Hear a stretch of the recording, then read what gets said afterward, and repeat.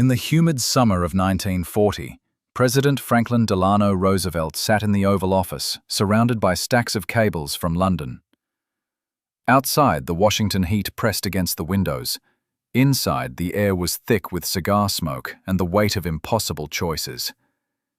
He did not know that the decision he was about to make would shatter every rule in the book, defy Congress, risk his presidency, and pull America into a secret alliance while the nation still believed it was at peace. He was the 32nd President of the United States, a man who had already defied tradition by winning an unprecedented third-term nomination.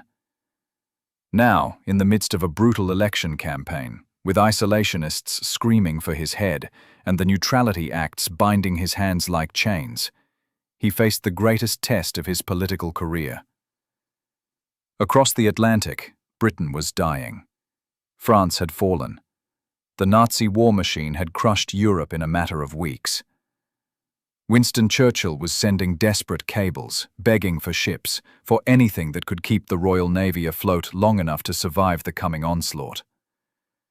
And the decision he made in that smoke-filled room, his greatest act of political audacity, would begin a secret negotiation so brazen, so legally questionable, that even his own Attorney General would struggle to justify it. It was a deal that would arm a foreign nation while America remained officially neutral. A deal that would trade American warships for distant islands. A deal that would change the course of the war before America even entered it. Before the story continues, a note on our mission. This narrative is a 100% fact-checked account based on hours of research into primary historical sources, including White House memoranda, Attorney General opinions, cabinet transcripts, Churchill's personal cables to Roosevelt, and declassified State Department documents. The images you are seeing are atmospheric. They are not a literal, moment-by-moment recreation of the narrative. Their sole purpose is to create a mood. Think of this as a historical audiobook with visual accompaniment. If you believe true stories are more powerful than fiction, please support our mission of telling them by liking and subscribing. Now, the story continues. Franklin Delano Roosevelt was born in Hyde Park, New York in 1882 to one of America's most prominent families. He had entered politics as a young man, serving as Assistant Secretary of the Navy during the First World War, a position that taught him the language of admirals and the logistics of naval warfare. He knew destroyers. He knew what they could do and what they cost. By 1940, he had been president for 7 years, elected twice by landslide majorities, steering the nation through the Great Depression with a combination of charm, cunning, and relentless political maneuvering. But the presidency in 1940 was unlike anything Roosevelt had faced before. The traditional two-term limit loomed over his ambitions. He was preparing to run for an unprecedented third term, and half the country believed he was becoming a dictator. The other half worshipped him. The world was tearing itself apart, and America was determined to stay out of it. The scars of the First World War ran deep. 22 years earlier, American boys had died in European trenches for what many now believed was nothing. The result was a political movement so powerful it had rewritten the law. Between 1935 and 1939, Congress had passed 5 separate Neutrality Acts, each one designed to keep America out of foreign wars. No arms sales to belligerent nations.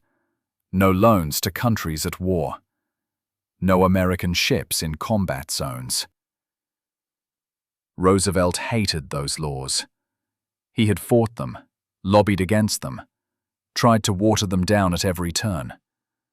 But Congress, led by isolationist senators from the Midwest, had the votes and the will to defy him. Men like Senator William Borah of Idaho and Senator Gerald Nye of North Dakota commanded enormous public support. They argued that American entry into the Great War had been orchestrated by arms dealers and bankers for profit. The Nye Committee had held dramatic hearings, exposing how munitions companies had made fortunes from the slaughter.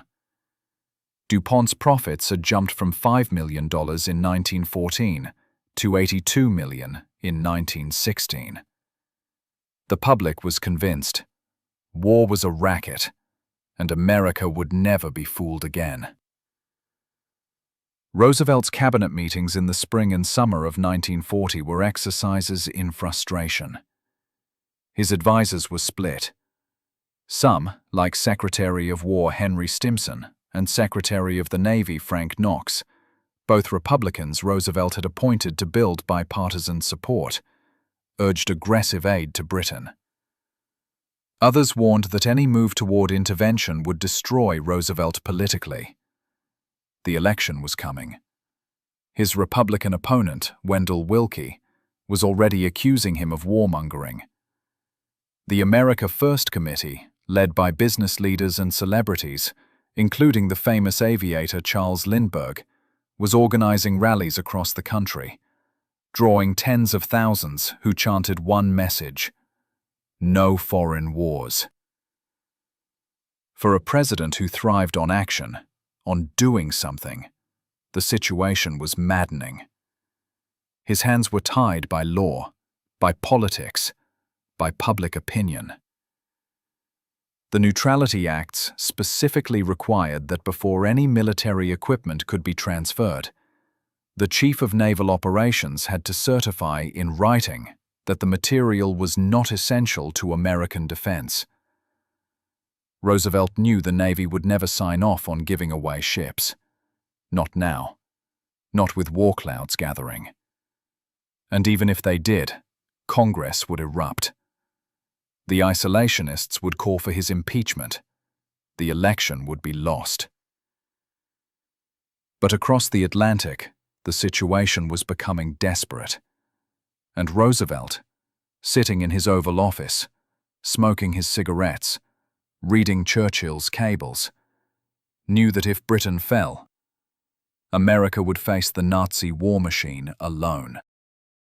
The true depth of the crisis began to reveal itself on May 10, 1940. That morning, Winston Churchill became Prime Minister of Great Britain. That same morning, German forces launched their blitzkrieg attack on France, Belgium, and the Netherlands. Within days, the world that had existed for centuries was shattered. The German army moved with a speed and ferocity no one had anticipated. France, the great military power of Europe, collapsed. By June 14th, Paris fell. 3 days later, the French government sued for an armistice. Britain now stood alone. The scale of the disaster was almost incomprehensible. The British Expeditionary Force had been evacuated from Dunkirk at the end of May, rescued by a flotilla of civilian boats in what Churchill called a miracle. But they had left behind nearly all their heavy equipment: tanks, artillery, vehicles, all abandoned on French beaches. The Royal Navy had been bled white in the Norwegian campaign and the Dunkirk evacuation. 11 destroyers sunk, more damaged. The German U-boat campaign was just beginning, and every week more merchant ships were going to the bottom of the Atlantic. Britain's lifeline, the convoys bringing food, fuel, and materials from America, was under siege. Churchill knew what was coming next. Hitler was preparing Operation Sea Lion, the invasion of the British Isles. The Luftwaffe, the German Air Force, began bombing British airfields and radar stations. The Battle of Britain, the great air war that would decide whether Hitler could launch his invasion, was beginning. And Churchill knew that without more ships, without destroyers to patrol the English Channel, to escort the convoys, to hunt the U-boats, Britain could not hold. On May 15th, just 5 days after becoming Prime Minister, Churchill sent Roosevelt a cable. The message was blunt.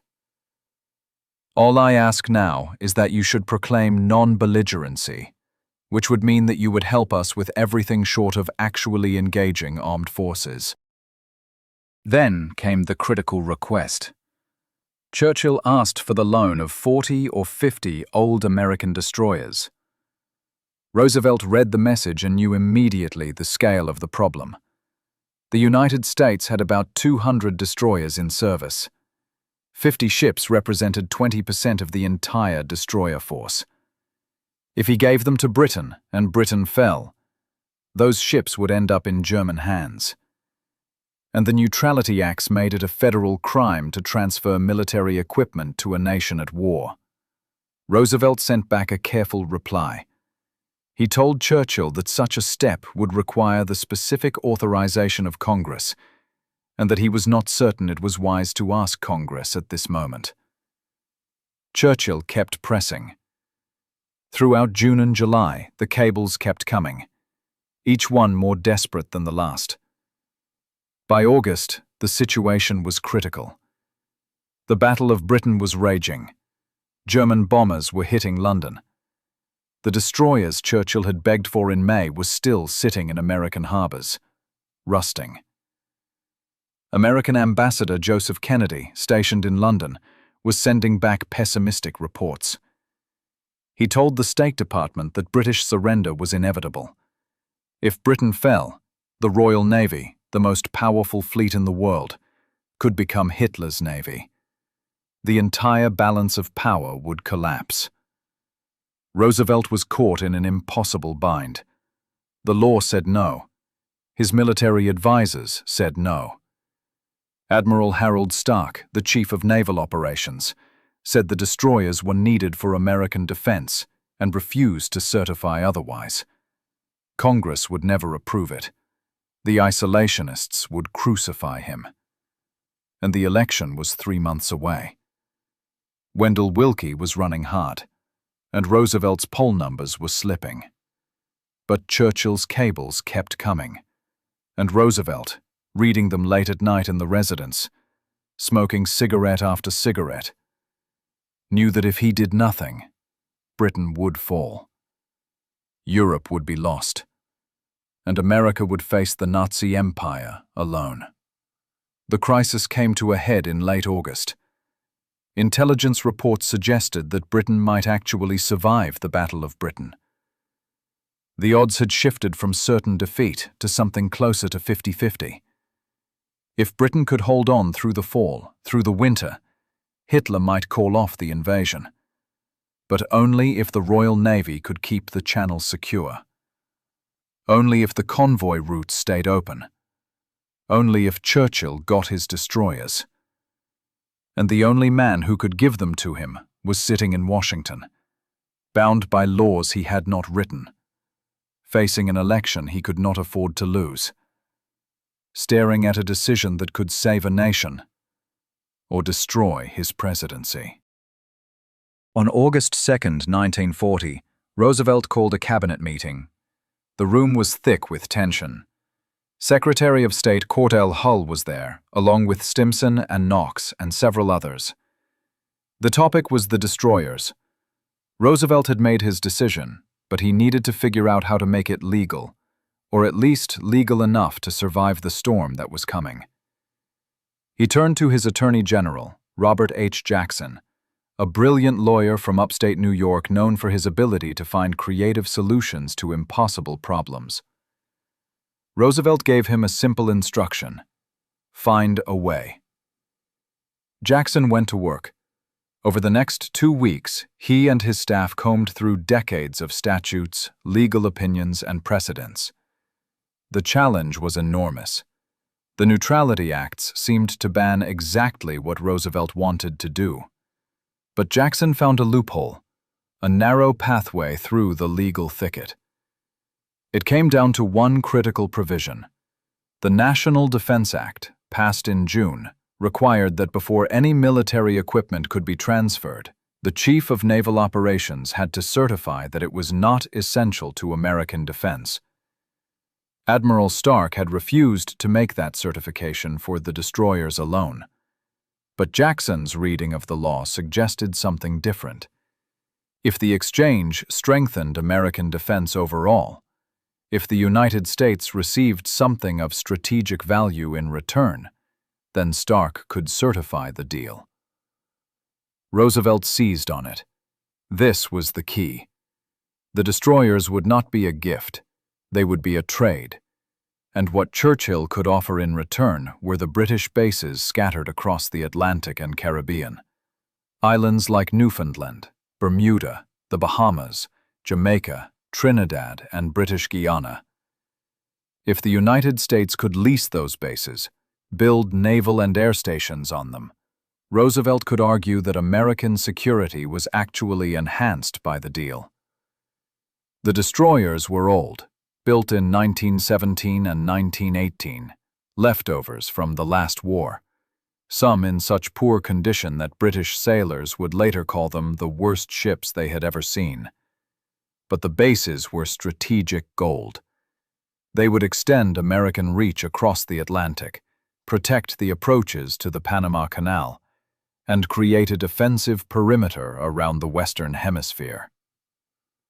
On August 13th, Roosevelt's team sent a formal proposal to the British. The terms were blunt: 50 destroyers in exchange for 99-year leases on 8 bases. Churchill hated it. He thought the deal was so one-sided it reminded him of the Soviet Union's treatment of Finland. He had asked for a gift between allies, a gesture of solidarity. Instead, Roosevelt was demanding a price. But Churchill had no choice. Britain was desperate. On August 15th, he cabled back his reluctant acceptance. The negotiations accelerated. Jackson's legal team worked around the clock, drafting the opinion that would justify the deal.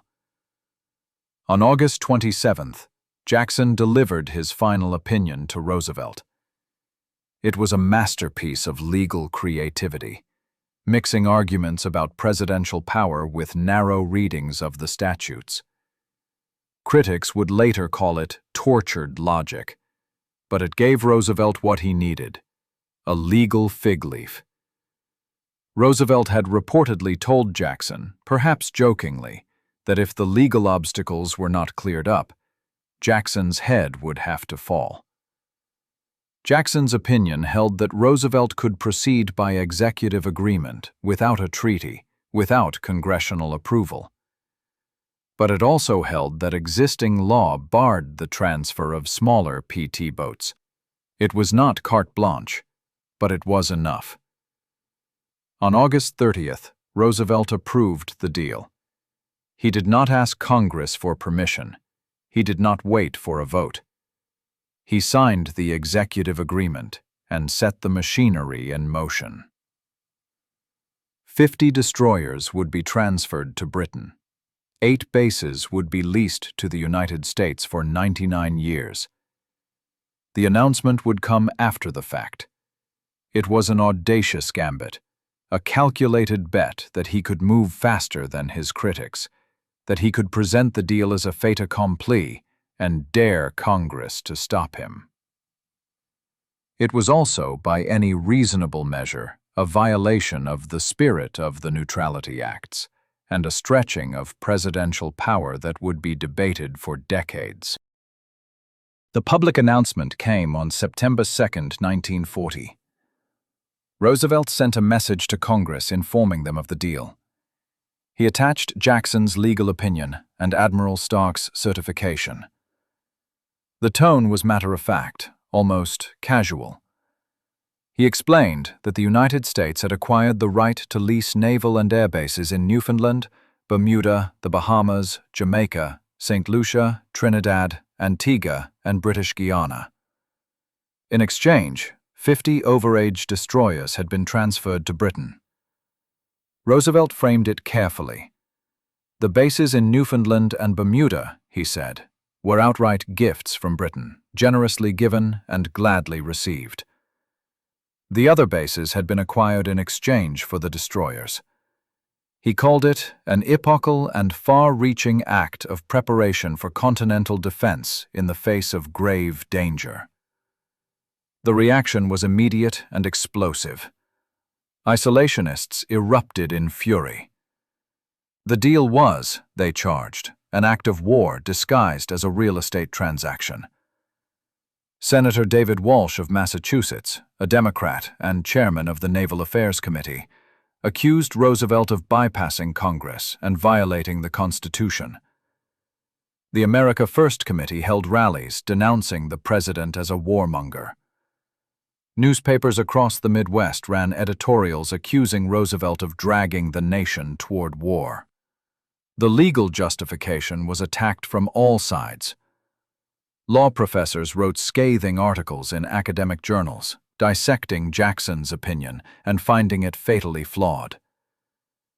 Edwin Borchard, a prominent Yale law professor, published a detailed critique arguing that the deal violated both domestic law and international neutrality obligations.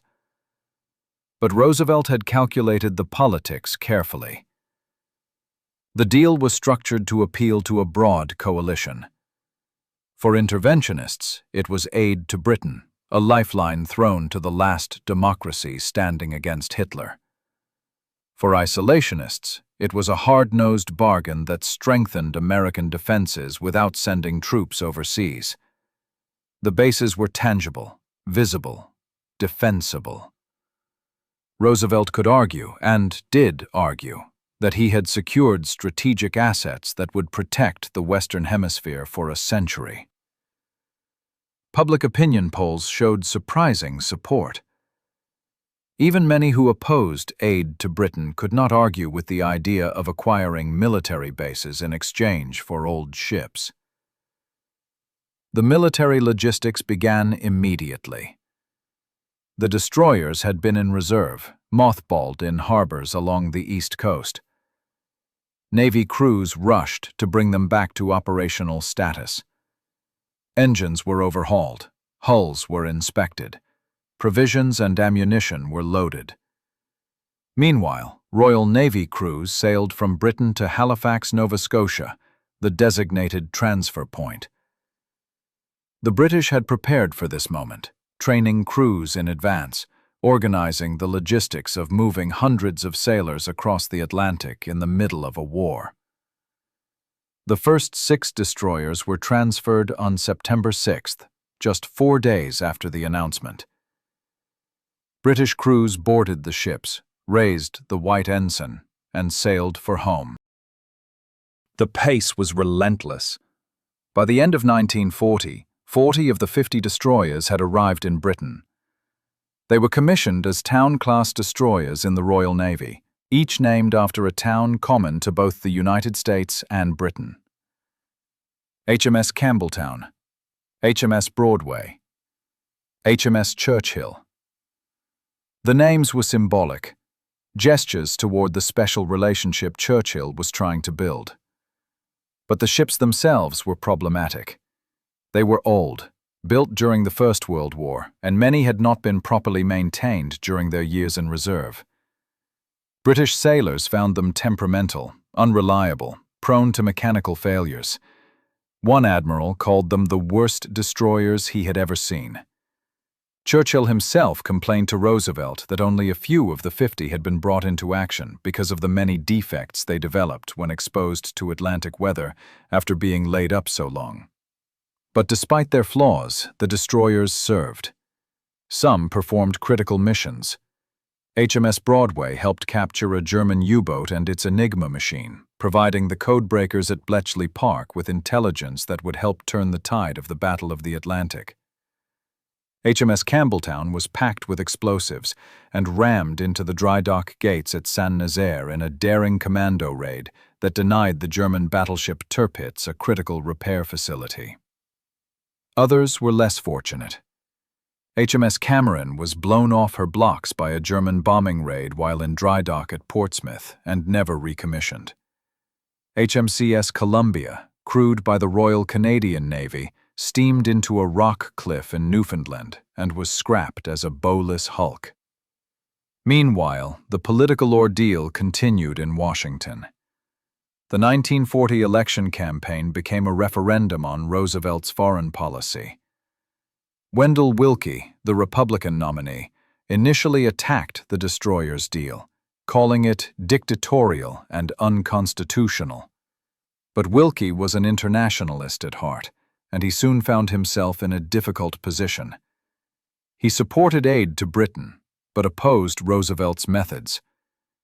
His attacks became muddled, and Roosevelt seized the advantage. He campaigned as a man of peace, promising American mothers that their sons would not be sent to fight in foreign wars, except in case of attack. It was a promise he would struggle to keep, but in the fall of 1940, it was politically essential. Roosevelt won the election on November 5th, defeating Willkie by nearly 5 million votes in the popular count and winning the Electoral College by a landslide. The third-term barrier had been broken. Roosevelt was now, more than ever, the most powerful president in American history. But the destroyer's deal had set a precedent that would haunt the constitutional debate for decades. Roosevelt had acted unilaterally, using an executive agreement to bypass Congress on a matter of war and peace. His critics charged that he had shattered the separation of powers. His defenders argued that he had acted within the broad discretion granted to the president in foreign affairs, and that the urgency of the situation justified his methods. The legal controversy continued long after the election. Academic journals published dueling articles. Some scholars defended Jackson's opinion, arguing that it was a reasonable interpretation of complex statutes in an extraordinary situation. Others condemned it as a dangerous expansion of executive power. The debate was never fully resolved. In later years, Justice Robert Jackson himself, after Roosevelt appointed him to the Supreme Court, would grapple with the limits of presidential power in his famous concurring opinion in the Steele seizure case, arguing that executive power was at its lowest ebb when the president acted contrary to the will of Congress. Some saw in that opinion a subtle acknowledgement that the destroyer's deal had pushed the boundaries too far. But in the fall and winter of 1940, as the Battle of Britain raged and the destroyers crossed the Atlantic, the constitutional debate was secondary to the strategic reality. Roosevelt had made his gamble. He had bent the law, defied Congress, and risked his presidency to arm Britain. The ships were crossing the ocean. The bases were being built. And America, while still officially neutral, had taken its first irreversible step toward war. The ordeal was not the destroyers themselves, flawed and obsolete as they were. The ordeal was political, legal, and moral. Roosevelt had chosen to act, to do something, when the law and the politics said he should do nothing. And the cost of that choice would be paid in the years to come, in the battles over Lend-Lease, in the undeclared naval war with German U-boats, and ultimately, in the decision to enter the war itself. The strategic impact of the destroyers for bases deal became clear in the months that followed. Britain survived the Battle of Britain. The Luftwaffe failed to achieve air superiority, and by late October 1940, Hitler postponed Operation Sea Lion indefinitely. The invasion of Britain was called off. Churchill would later write that this was the moment Britain knew it would survive, that it would not be conquered, that it could fight on. The destroyers played a small but real role in that survival. They were not the decisive factor. The historians would later debate whether they were even particularly useful, but they were a symbol that Britain was not alone, that America, however constrained by law and politics, was willing to bend the rules to help. The bases, meanwhile, became critical assets for the United States. Throughout 1941, as the undeclared war in the Atlantic escalated, American forces moved into Newfoundland, Bermuda, and the Caribbean. Engineers built airfields, naval stations, communication facilities.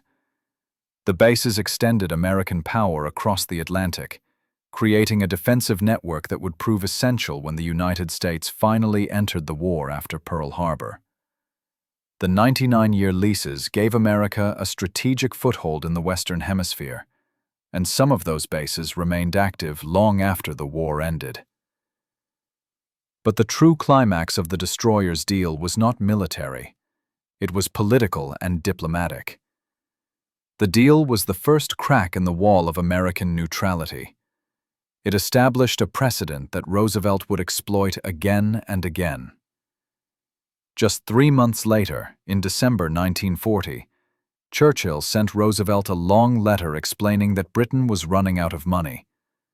The cash-and-carry provisions of the Neutrality Acts required Britain to pay cash for American arms, and the British treasury was nearly empty.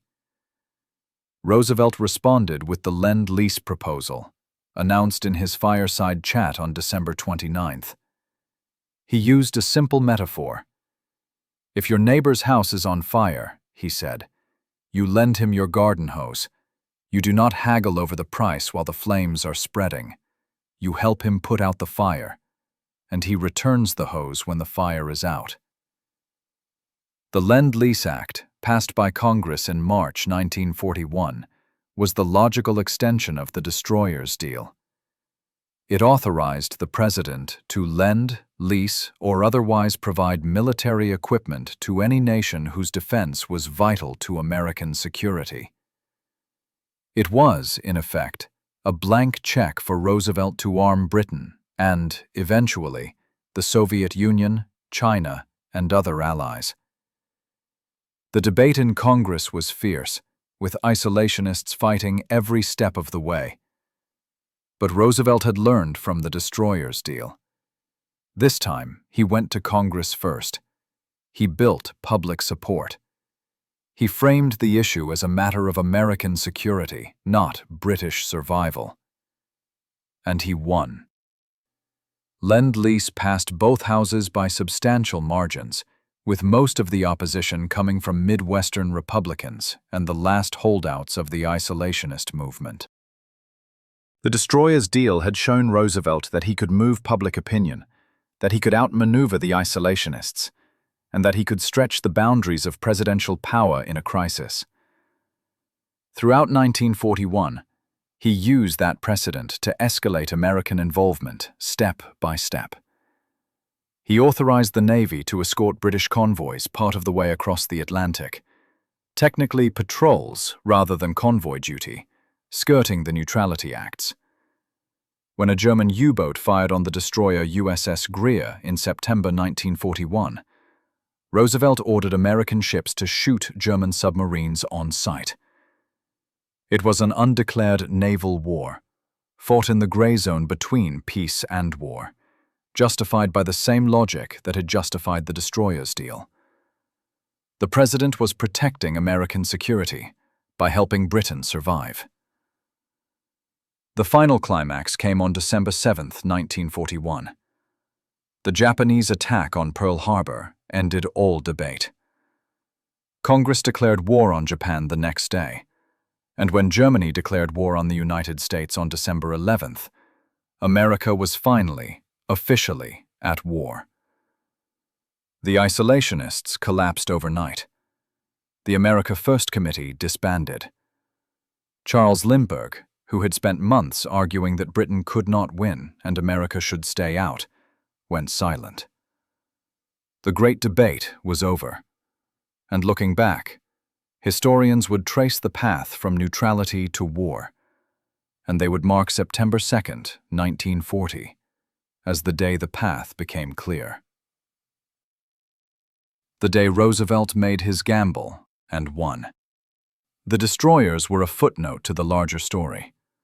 Most were obsolete by 1941, and by the time they were refitted and ready for combat, the Battle of Britain was over and the invasion threat had passed.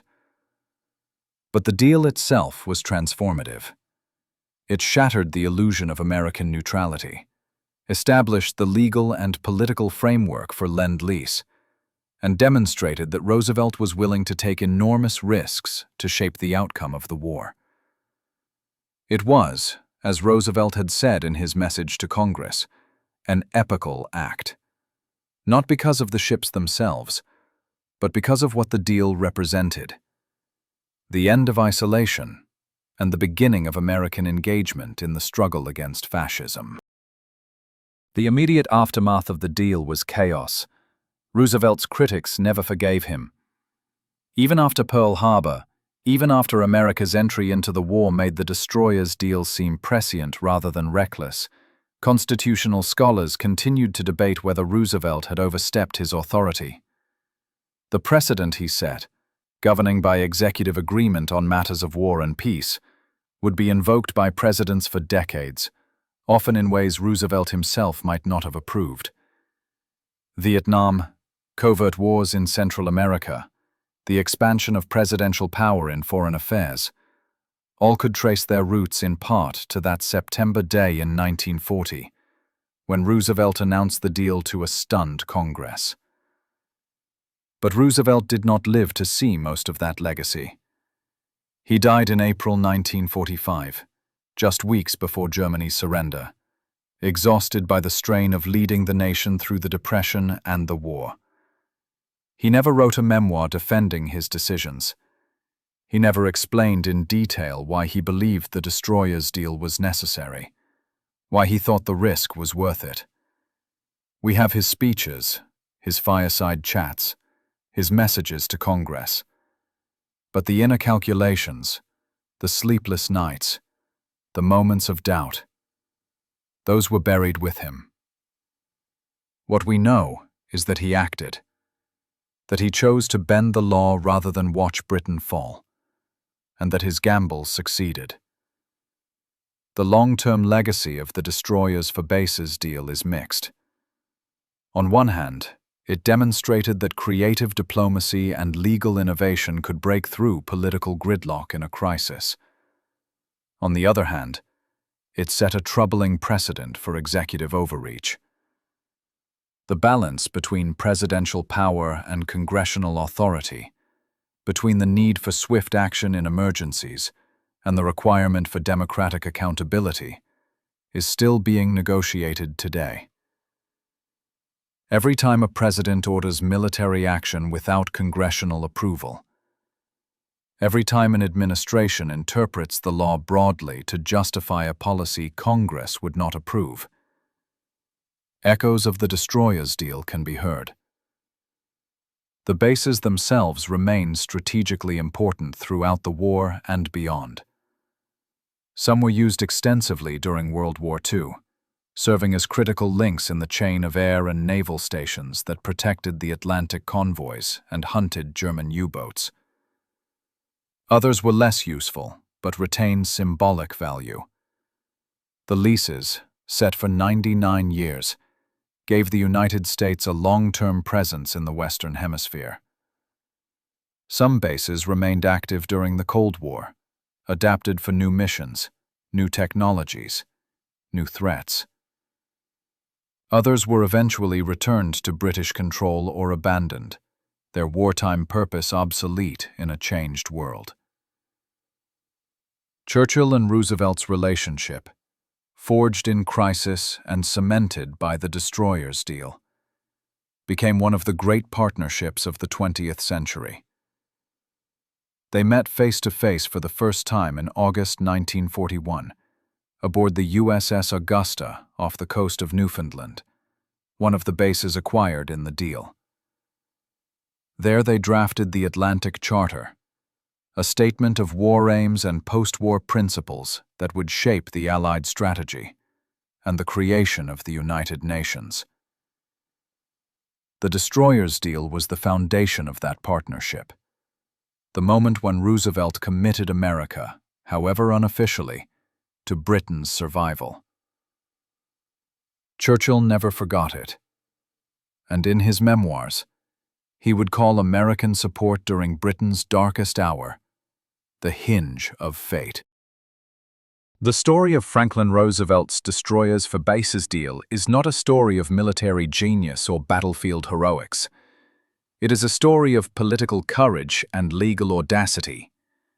It is the story of a leader who looked at the law, looked at the politics, looked at the crisis, and decided that the law was a problem to be solved, not a barrier to be accepted. Roosevelt bent the rules because he believed the stakes were too high to let procedure stand in the way of action. Whether that was statesmanship or overreach, wisdom or recklessness, is a question each generation must answer for itself. What is clear is that the deal changed history. It kept Britain in the war. It gave America strategic bases that would prove critical in the years to come. And it broke the back of American isolationism, paving the way for Lend-Lease, for convoys, and ultimately, for American entry into World War II. 50 old destroyers in exchange for 8 bases. A real estate transaction that altered the course of the 20th century. The story of Franklin Roosevelt's audacious gambit is one of thousands that deserve to be told. If this story moved you, if you believe that true history is more powerful than fiction, please like this video, subscribe to this channel, and share this story with others. The truth, as recorded by historians and preserved in the archives, is more dramatic than any screenplay, and it is worth remembering.